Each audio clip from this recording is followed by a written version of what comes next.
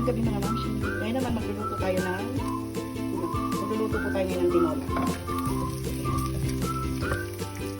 Tapos, naglagay na tayo ng luya. Ngayon na bawang.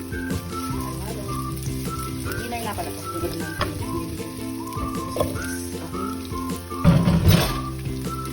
Ilalagay ko na ngayon mga mamshi yung manok.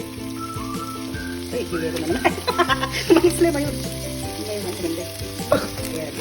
Tigas na naman. Pero ano naman yan, bago ko naman yung ilagay sa freezer, malinis naman. Ayan, kahit na. Takpan ko muna. Tapos, habang nagluluto pala ako ng tinola, magsasalang ako ng brown rice. Pang diet eme-eme.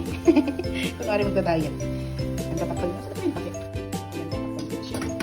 Brown rice yan, pang diet daw ko na. Buksan natin mga madami. Tapos, lalagay ko na rin yung sayote. Sayote. Para sabay siya maluto sa manok. Tapos nilalagyan ko rin pala ng tanglad. Yung tinola para mawala yung dansa. Medyo malansa kasi siya. Kahit may luya na siya. Lalagyan ko pala siya ng tanglad. Saka yan. Okay, takpan ulit natin.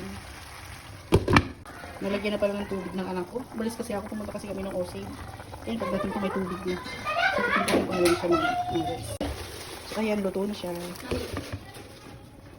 Luto na. Bye!